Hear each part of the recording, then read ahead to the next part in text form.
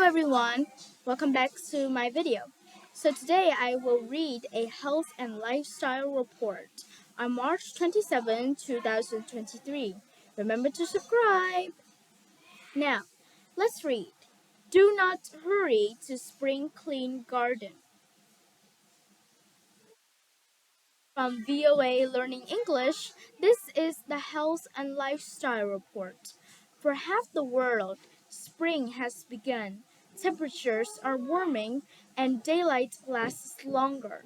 People who like to garden may be ready to get their hands dirty and start clearing the ground for new plantings. But garden experts warn not too fast. Jessica Damiano is one such expert. She says that removing plant matter too early can disturb important insects not ready for the cool early spring temperatures. In the fall, Damiano explains she skips cleanup. She lets plant matter remain on the ground. It serves as shelter for insects over winter. In early spring, those insects are still sleeping. Removing the plant matter before the insects begin their life cycles would mean removing them from your garden.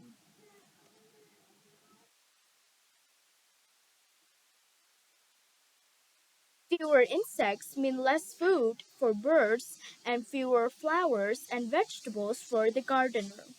Damiano says experts do not all agree on the best time to start cleaning the ground and garden area in the spring, but they usually agree to wait until the temperatures are regularly above 10 degrees Celsius.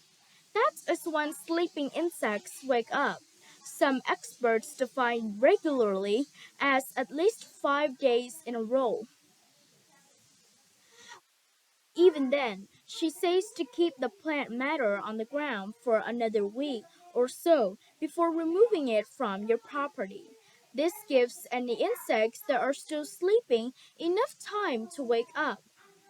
Early cleaning of a garden is often followed by early mulching. Applying mulch makes the garden look neat and clean. But Damiano reminds us that soil and plants are not just for show, they are part of a living ecosystem. Mulch is an important part of a healthy garden. It keeps soil wet, limits the growth of weeds, and helps keep soil temperatures even. But timing is important.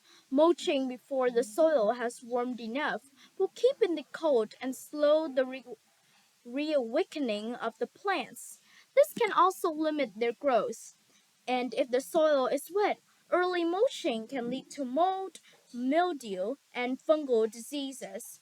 Before applying mulch, wait until it is safe to plant annuals and worm season vegetables in your area.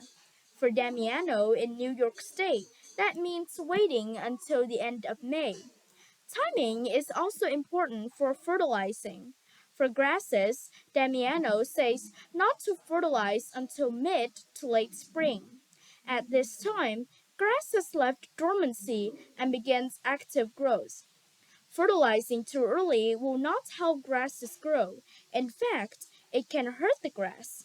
Grasses that are fertilized in early spring cannot fully make use of those nutrients in the fertilizer. They may start growing when they should be spending their energy on root development. Strong roots are necessary to help grasses survive hot summer weather. So, fertilizer that cannot be used by a dormant or partly dormant plant threatens the environment as it goes through soil and into groundwater. For that reason, in parts of the United States, people are not permitted to fertilize too early. And because it does not help the grass, fertilizing too early is simply a waste of money. What about early blooming flowers? Tulips and daffodils are too early blooming flowers. After they or any other spring bulb has bloomed, the leaves continue to produce energy for the following year bulb. Damiano says it's okay to remove stems, but she says to remove the leaves only after they have turned yellow.